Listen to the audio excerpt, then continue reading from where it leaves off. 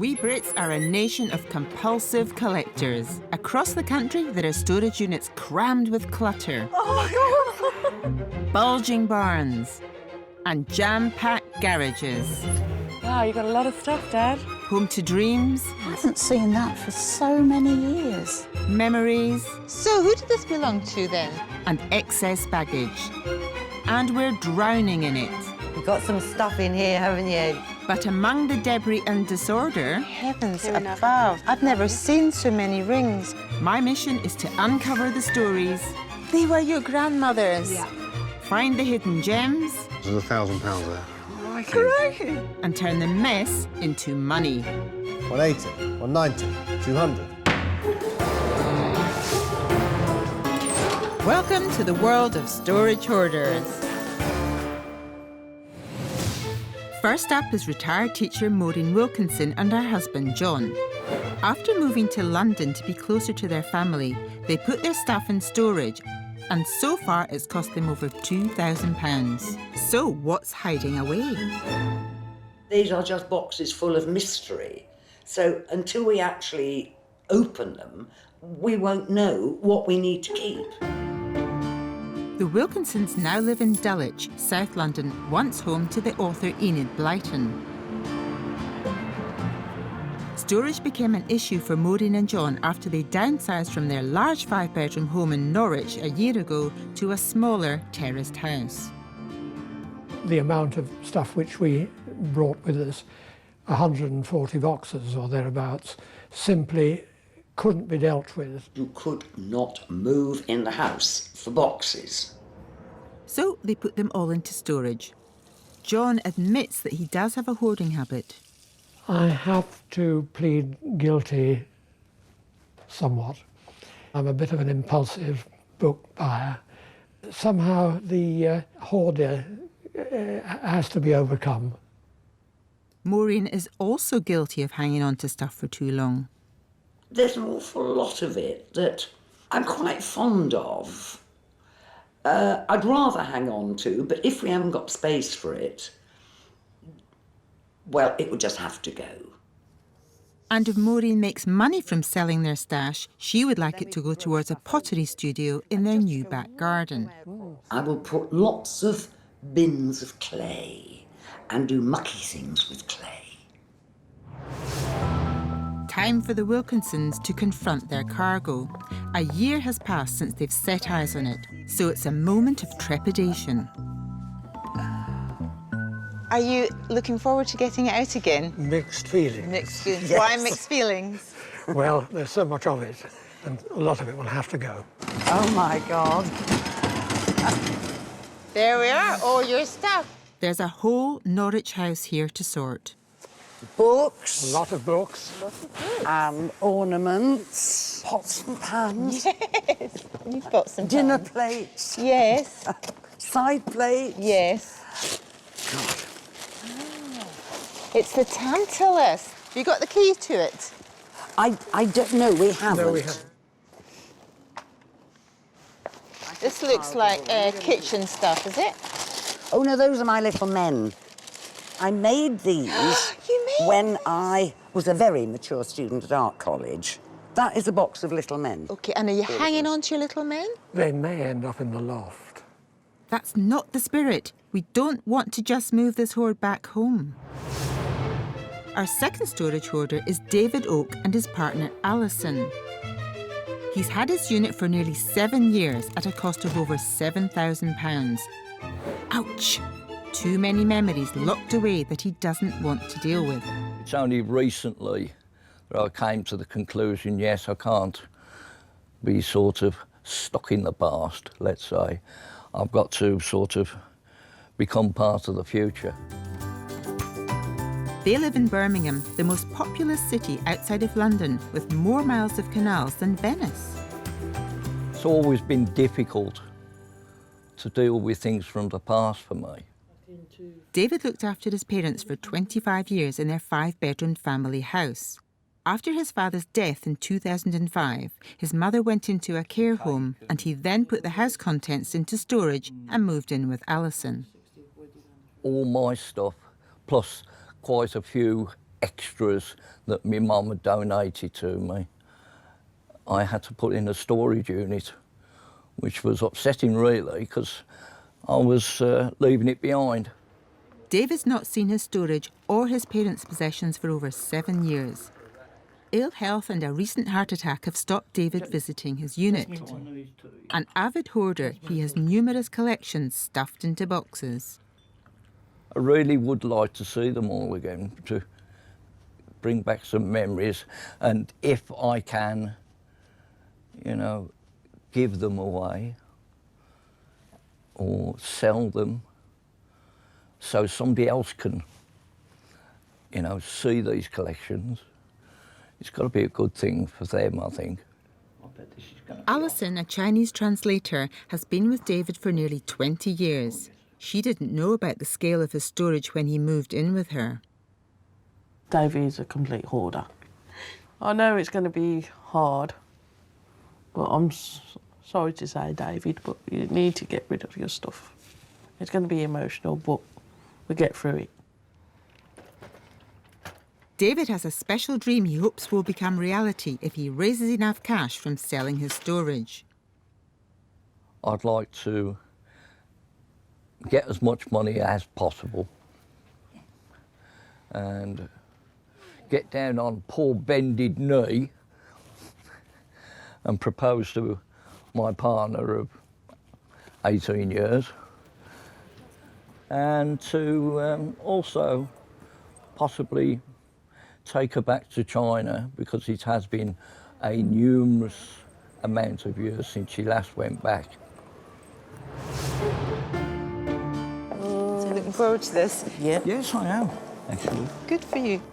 Both his parents' lives and David's childhood collections are boxed up in storage. Will he be strong enough to tackle his emotional hoard? Whoa. Oh my God. Looks like it's pretty packed. What's this here? That's a wooden panel from 1920s. I can see that. It used to be part of a big wardrobe. All right. Something about 8 foot tall by about 10, 11 foot wide. Right. And was this in your parents' bedroom? Yes. Would you say you're a wee bit of a hoarder yourself? Oh, yes. No denying there at all, is there? No. Straight to it. Oh, yeah. Alison, what's it like for you seeing all this stuff? It's like, brings back memories for me, saying like I used to know the family quite well. Right. And used to call them Mum and Dad, so... Did you? Yeah. And Mum and Dad treated her like a daughter. Lovely. So... Oh, come on, sweetness. It's okay. We have to do this. Yeah. The longer that you leave it, the worse it gets. Now is probably about the best time to go about sorting this out. Can David and Alison get beyond memories of his mum and dad and clear the unit? Coming up, a unique find and a first for storage hoarders. Haven't seen one of these in a storage unit before. Right. Time's ticking for David's hoard. That used to belong to my granddad. And Maureen's auction raises some eyebrows.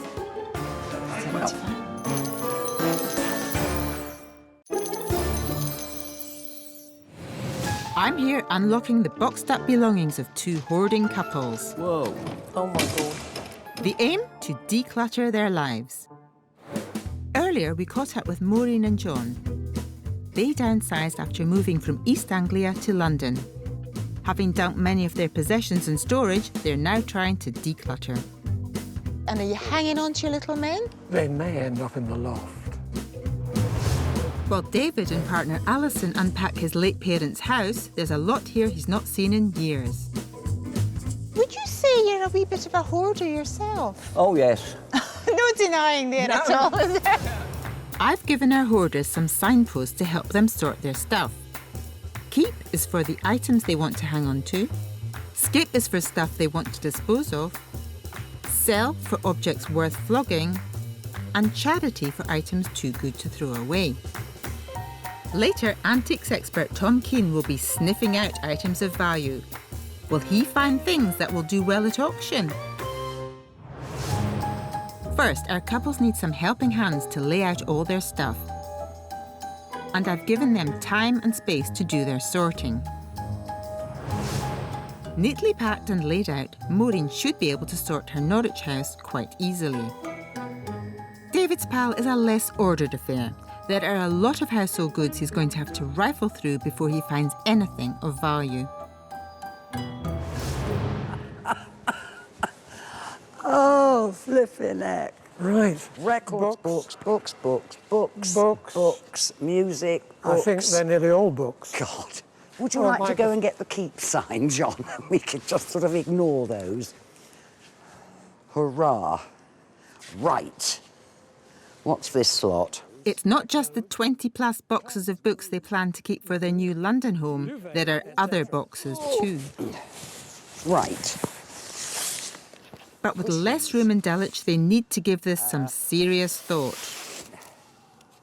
I think we can keep about a third. However, with each box they open, they find new items they want to retain. Nice dress. I love that dress and I can still get into it. I'm frightfully proud. Oh, hello. You're giving this away? Very special, isn't it? It is. And what else have we got here? Is this more We've stuff? got a mystery jacket. We think it's our daughter's. Can I say, John, is that flattering? I think you can be truthful here. I think it once was. He's a diplomat, this man, Oh, he is. Yes, no, it's doing No. nothing for you. It looks like an old dressing gown, doesn't Kitty it? won't want it. Yeah, Where's the fine. charity pile? Right, They all well, go in there. That's lightened the load. one box. Shall we leave Oh, that? yes, that's made a massive difference. We've only got 400 to go. We'll leave that open. We can put more stuff in there. All right, then. Right. I'm not sure I should be moving things into the keep pile, but thankfully, Maureen and John start clearing stuff out. This says lampshades, but it weighs a ton. Isn't it one of those black lamps? It is, yeah. Yeah. And the World Atlas. John, it's the fruit thingy. Oh, yes.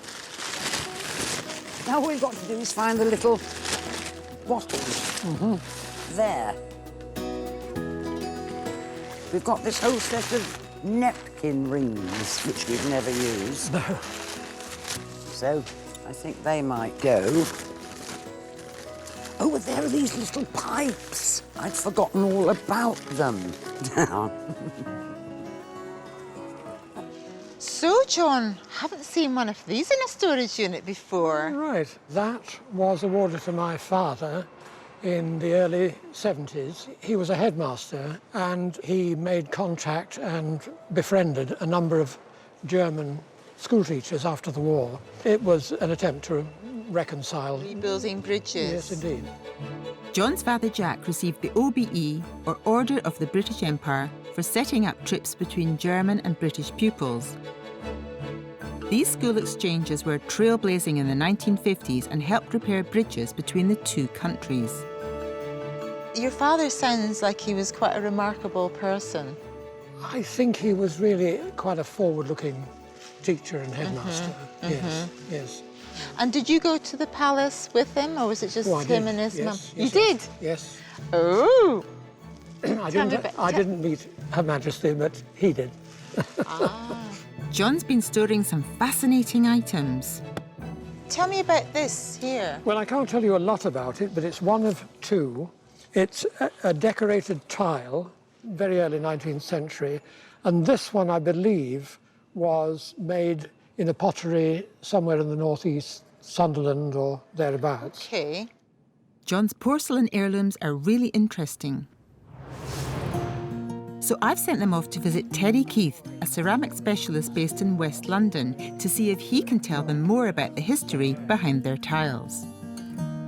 Well, they're English and they're transfer printed, and these colours were then put on afterwards. They're of continental scenes, usually places like Dubrovnik, and sometimes they're just made up. All in all, they're very charming, and in my guesses... Quite a romantic setting, isn't it? Well, they are. And look, you've got these couples here, their family being greeted by a lady vending flowers, I would think, something like that. And here, maybe they're going on a fishing trip. Or maybe they've just come back from one. Could be. These are about 1840. Really? Yes, yes. They were that old.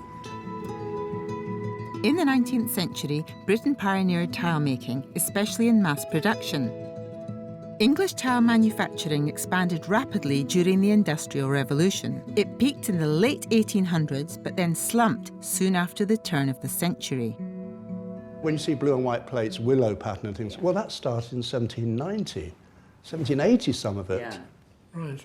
I mean, I like these. The thing is to remember that these are not ugly things. There are ugly things from that period, tiny, horrible little jugs and things like that that, you know, deserve to have been broken years ago. Yeah. But this is not in this category. These are much finer things intended to be enjoyed on a wall. Right. I have dealt in ceramics for a long time, but I'm not doing this so much now. Otherwise, I probably would have made you an offer had I still been dealing in this kind of thing. The more John and Maureen find out about the tiles, the more attached they become. That's not part of the game plan when the aim is to declutter. It will be quite difficult, I think, to get rid of them in some ways. I mean, they've been in the family for quite a long time. We'll put them in the auction. If they reach the reserve or more, fine, but that's excellent. But if they don't, we won't mind. We're back at the unit with David. My God, look at this lot. Oh my God. Somewhere among all these boxes are David's precious collections. That's yours, all yours. Dear, oh dear. How on earth have I got so much stuff? I'm just gobsmacked, personally. You don't realise how much you've got until you actually see it laid out in front of you. So, I'm really looking forward to going through it now. If we start in the charity pile, Yeah. which people can make use of, is that another microwave in there, or is that empty? That's another microwave. I think David and Alison are going to need my help if we're to really clear their unit. Fibre optic. Hello, how are you doing? I never realised there was so much stuff. Moving from a 5-bedroom house into a 1-bedroom flat, yes, you think, well, yes, I might find use for that. Yes, I might find use for that. And there is no chance that, yes. What have you seen, Alison? Wooden pegs that's gone all mouldy. Is every box a surprise to you? Well, yes. Do you want to think about putting this in the sale pile or charity? Yes, that can go in the sale. Now, what's the story behind these? These date from the 1920s, Oh, do they? from me nan. And are you fond of them? I have been fond of them. I'll be happy to sell them, but then afterwards it's up to David, really. Yeah. So, Okay. With some persuasion, it's amazing what you can achieve, and with a small home in central Birmingham, there's not much room for David to keep anything. The clock's ticking for the two teams. Can Maureen and John decide what to part with from their East Anglian house? Maureen? And is there anything of worth here that's going to pay for David to propose to Alison? I think we shall have to stick them in the skip pile. Skip and charity don't really cut it. Let's hope David finds something of value among his items. Record collection. yeah, your singles and that. There's over 200 singles, How long did you take to amass your record collection? probably spread from 1972 up to 1980 when I stopped doing DJ work. So what's the plan for the records today? Or Put it in the keep pile for the moment. Okay, let's move on. This pile we have here, Yeah. you know I was saying to you about the horse brasses? Horse brasses. These are all horse brasses. When did you start collecting these? And why? 1960. 1960. Hold on, 1960. You're only before I was born. She said. I just wanted to collect. Right. One or two weren't enough. You had to No. get as many as you possibly Yeah, could. I had to get one of everything. Would you say your collecting days are over? Oh, yes. Oh, good. So we can move this into the sale pile? Yes, definitely. Great. Lovely. If I could only lift it. Yes, I know. At least David's managed to part with one of his collections. Time's up for the two teams. David's keep pile seems way too much for a small city flat. At least Alison's convinced him to skip a load too. There for the garden. Yeah. Maureen and John have been busy as well. Their keep pile is significant, but will find a home in their London pad. Charities will do well out of the Wilkinsons, and I hope our antiques expert is going to love their neat sell pile. Coming up on Storage Hoarders, will David be brassed off at our expert's opinion? They went out of fashion really in the late 70s. No wonder I couldn't get them. And at auction, will there be reasons to smile? Well, pretty good.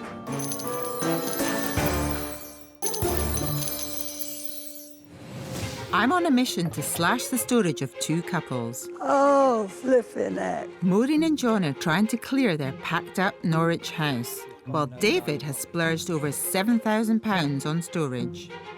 Used to belong to me dad. He now needs to start tackling his tat. First, I've brought in antiques expert Tom Keane. His encyclopedic knowledge will help our couples find value among their hoard. Maureen and John's sell pile is the first to get a keen eye. You got a tantalising Tantalus, 1920s, 1930s, oak cased, 50 or 80 pounds worth. The brass Stevenson's rocket, I'm going to call that. Quite nice. A real spirit burning engine in that. Oh, yes. The flames go right up the sides. That's it, and it heats up, and does it actually move? Oh, it does, Yeah. yes. A lot of people like these for the engineering that's in them, and that should make 40 or 50 pounds. Now, you've got some silver at the front of the table. If you can't find marks on silver because they've been polished out, and you've got a bit of plate, now this cream jug or sauce boat is plate. If you pick them up and just hold them in your hands for about 30 seconds, you'll find that the silver one warms up to the hand much quicker than the plate. Isn't that extraordinary? There you are. Well, not a lot of people do. Now you've got 3 silver spoons there, another set of 6 there, and a set of 5 here. I will put the whole lot in one lot together at around about 120 to 180 pounds a lot. Really? Yeah. Gosh. Now you've got some cheroots. One's got a little gold band on it. It is amber. Now there's another test you can give this to find out if it's amber or not. So look at this. Small bit of tissue paper. Ready? And here we are. Now that should lift up. If it's amber, it will lift up. If it's not, it won't. Oh, it did. Look at that. Oh, like a wow. magnet. Well, for all those together, for auction, 50 to 80 pounds. That's all money, hopefully. To sum up, Tom's pinpointed a number of items that could do well at auction. First, the early 20th century oak-cased Tantalus, valued at 50 to 80 pounds. The brass Stevenson rocket, steaming in at 40 to 50 pounds. The silver spoon set, serving up to 180 pounds from Tom. The pipe and cigar set was valued at 50 to 80 pounds. The 1920s cruet set came in at 30 to 40. And 2 historic tea caddies at up to 80 pounds. Yet there were 2 items, a silver candle snuffer and a silver-plated ladle, that really intrigued our expert. This is silver, the candle snips. I'm curious about that. If you look in there, there's 3 very polished out marks. They're quite nice. This is quite an unusual brandy ladle. Early part of the 19th century. Nice twist stem there. Most of the brandy ladles I see have got a little spout, a pouring spout, so I'm curious to know why it hasn't got one of those. Yeah. And I think these 2 should go and be looked at as a specialist and see what they can tell you more than I can about these, and the rest is done. Thank you very much. How fascinating. Wonderful. On the back of Tom's advice, I've made an appointment for them to speak to Chris Janes. He's been dealing in antiques for decades and specialises in silverware. That handle's a twist handle. They probably steam the wood to do the twisting. Yeah. The bowl itself, well, it looks like a brandy warmer. It's unusual, though, isn't it? It is unusual because there's no way to pour it, really. In 40 years, I've never seen one like that. OK, that's the ladle. What about the candle snuffers? There's CC a hallmark there. Yep. This, my dear, is silver plate. There's only 3 squares there, 3 marks, and there has to be a minimum of 4.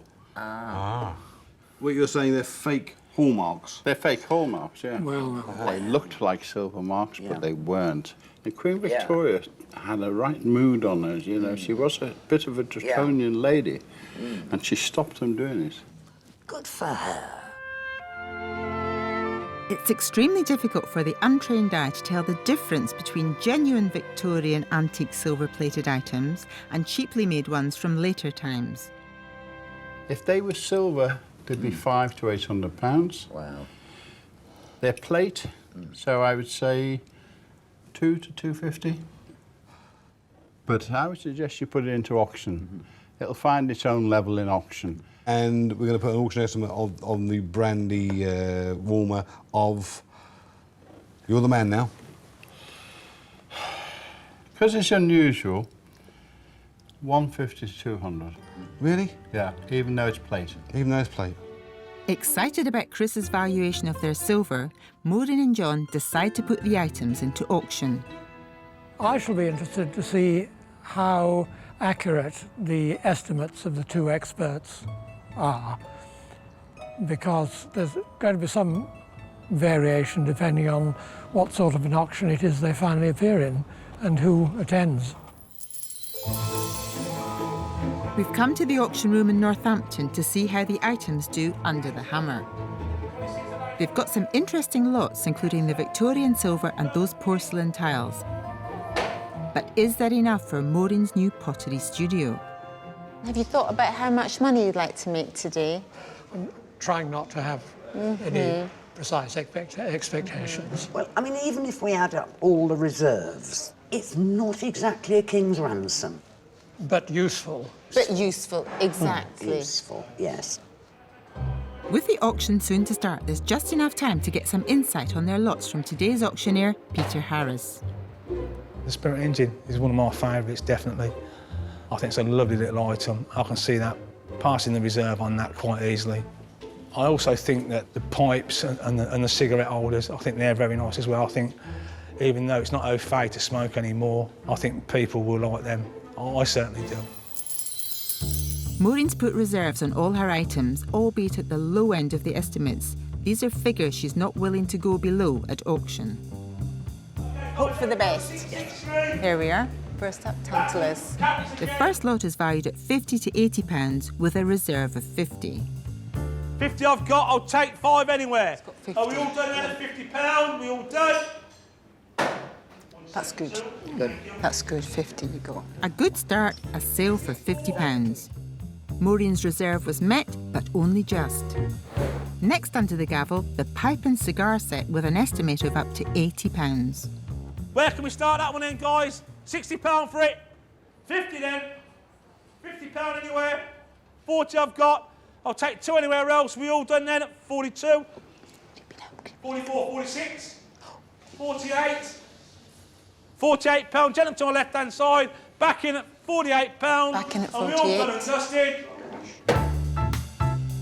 Sold for 48, that's £8 above the reserve.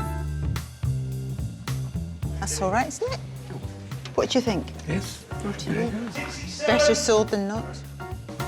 Next, the silver spoon set, estimated at up to £180.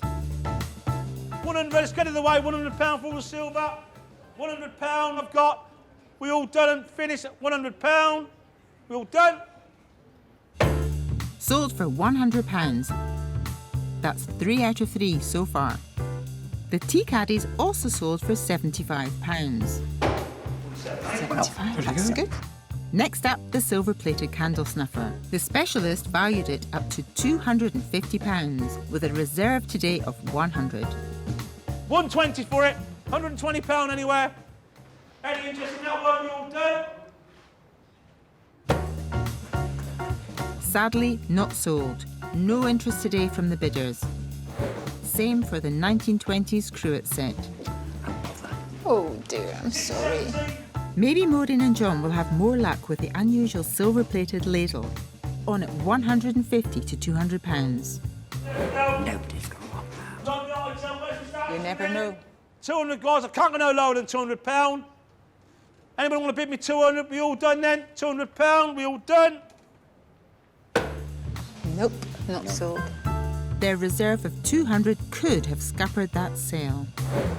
Can the Stevensons' rocket pick up some speed at auction? £60, start it with me at £60, I'll take 5 anywhere. £60, I'll take 65, 70. 75, sir? 80. 80. 80's with me. 85 anywhere else. We all done then, £80, we all done. £80, that's good, isn't it? Extraordinary. Twice as much as the low estimate, that's fantastic news.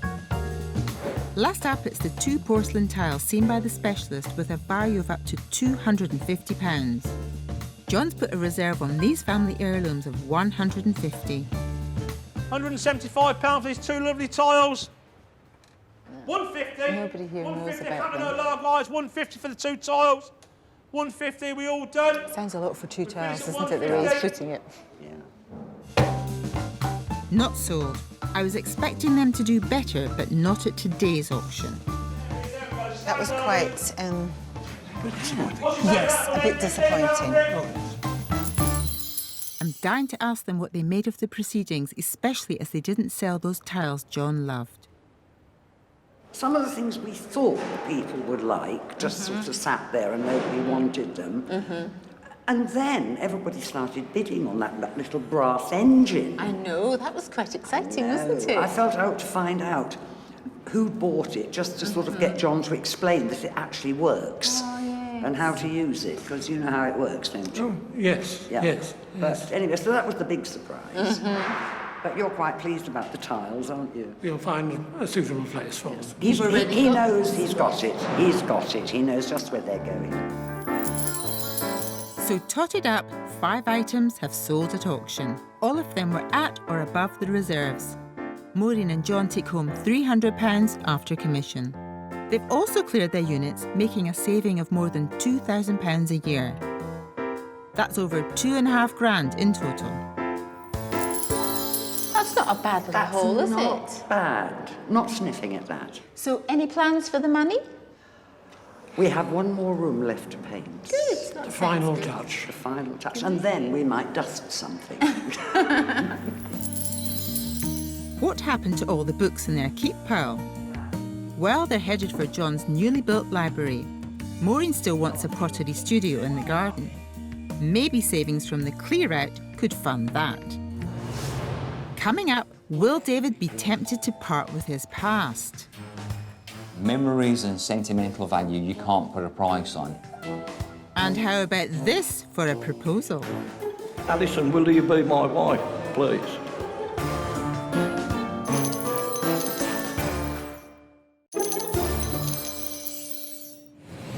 Earlier, Maureen and John raised £300 at auction.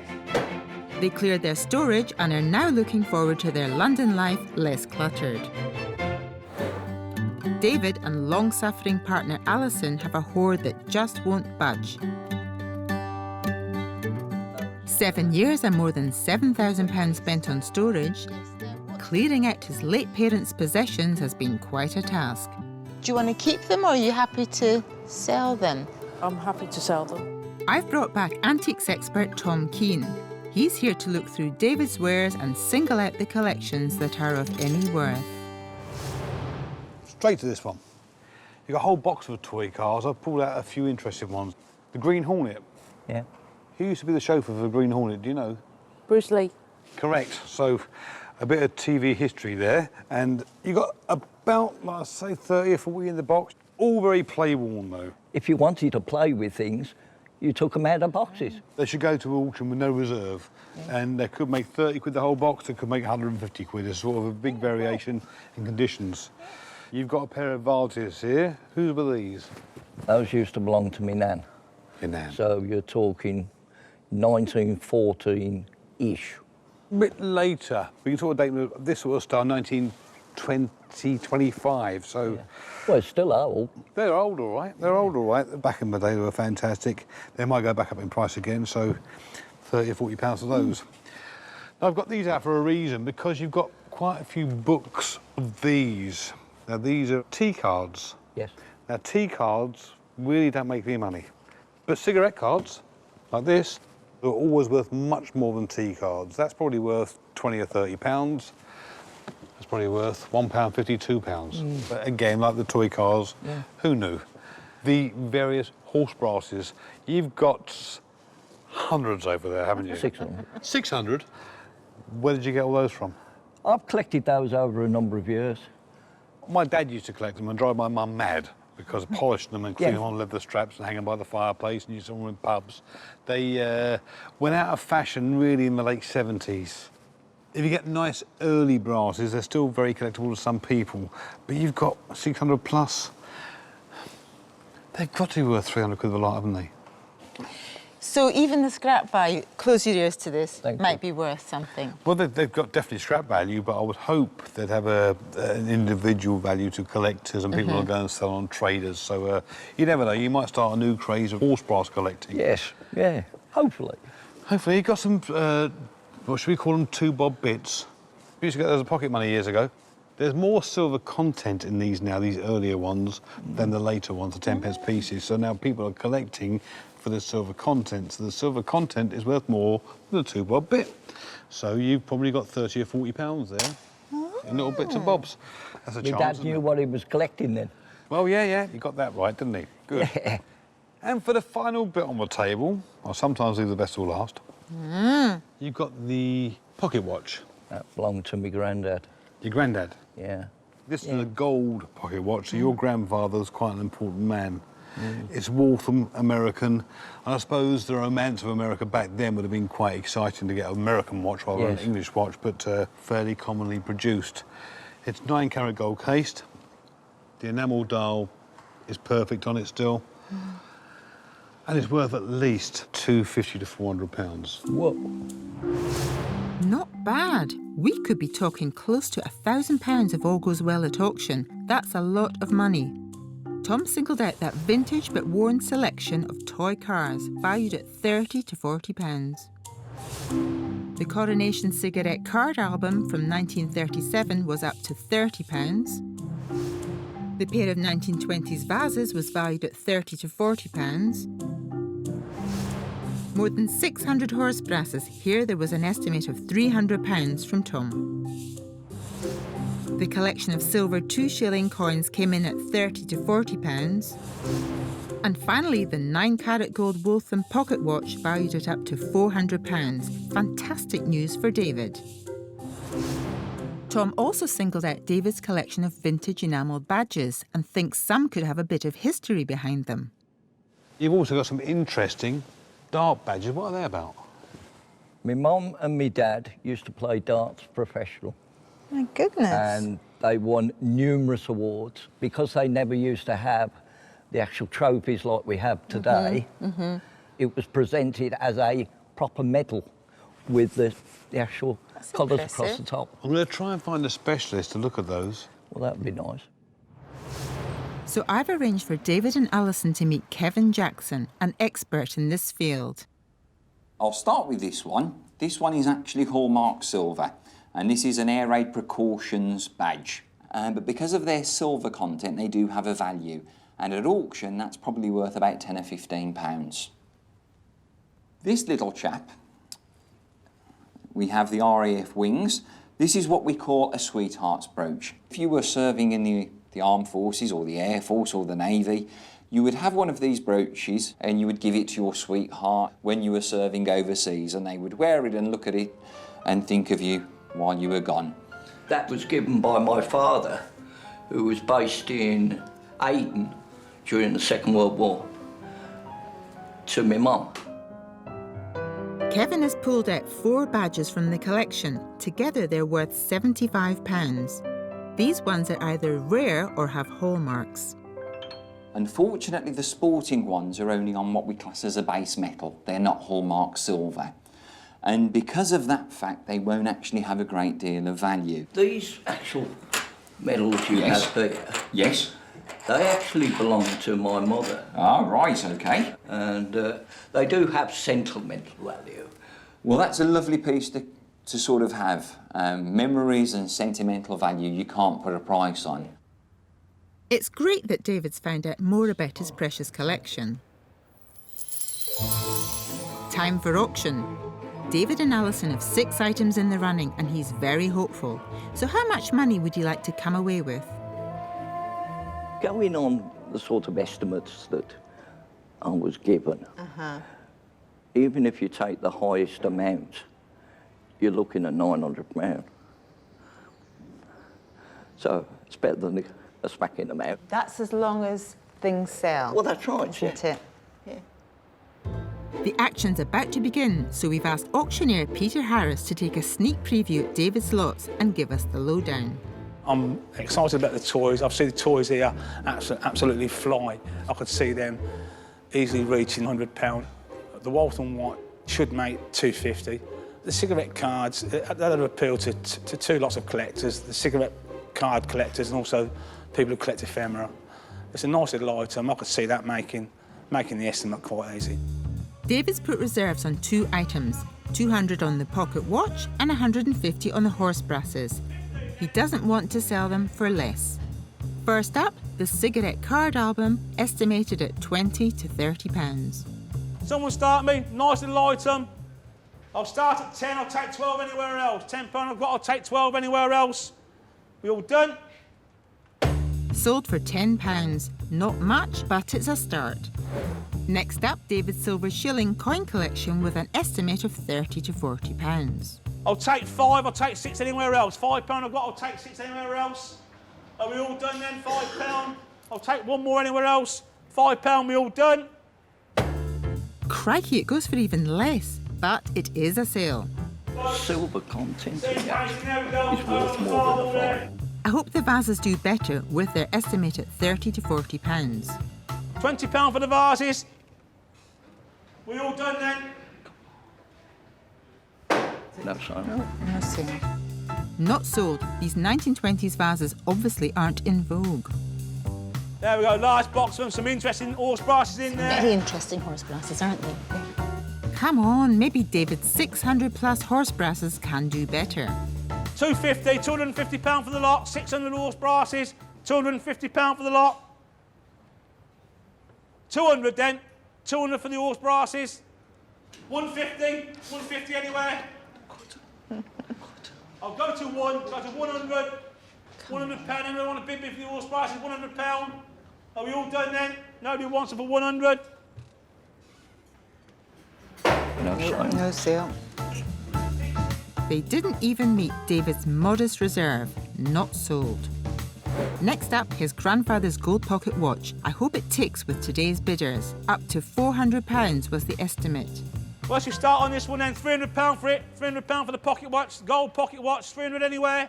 Is there much interest, do you think? 250 then. 250. Come on, it's got to be worth 250, guys. £250 anywhere in the room for the gold pocket watch. No. Anyone want to give me 200? We all done then? Nobody wants to give me £200 for the pocket watch. We all done and dusted? Nobody wants it. No, sorry. Oh my word, not sold. It's been a bad run for David. Terrible. Terrible. 6, 3, 4, disappointing, isn't it? It's lucky I put a reserve on it. It is very lucky, yeah. Maybe he can finish on a better note with the vintage toy car collection. Estimate 30 to 40. Start this one with me. At £30, and I'll take 2 anywhere else. £30, 32, 34, 36, 38, 40, 42. Somebody's £40 interested. there. Yeah, that's £40. Lady at the back there. Any advance on £40? I'll take 2 anywhere else. 42, 44, 46, 48, 50. Hey, Must be something in there that I didn't know about. 55. 52, 52, 54. 52 I've got. Hey, that's 52 way I've got. above the estimate. All the toys, any advance on 52? Are we all done? £52. Well done. Brilliant, sold for £52. The car collection drove the final sale. Not a princely sum, but the good news is that David seems to have the auction bug. So you don't feel completely despondent. You're still full of hope. Put off as such. There is hope at the end of the tunnel, isn't it? Always hope. Because I'm having it all put through again. Oh, well, that's good. And what doesn't sell next week, Yeah. the auction house will contact me and I'll put them through a separate specialist sale. OK. At the end of proceedings today, David sold 3 items. The toy cars did best. After commission, he made £57. It's a start. £1,000 a year could be saved if David cleared his hoard. He's reduced it by 3/4, so we're nearly there. So if you do go on to make more money at auction, do you have a plan for the money? Well, I plan to marry this young lady. Do you? Have you actually asked her yet? She keeps asking me. Do you know what? In no time like the present, I say. Yeah. I dare you. Alison, will you be my wife? Yes, I will. Thank you very much. Oh, that's so exciting. Never had a proposal on the show before. Well, that's fantastic news. Perhaps I better start looking for a hat. It just shows you that a little declutter can make a heart or two flutter. Join me, Aggie MacKenzie, next time on Storage Hoarders.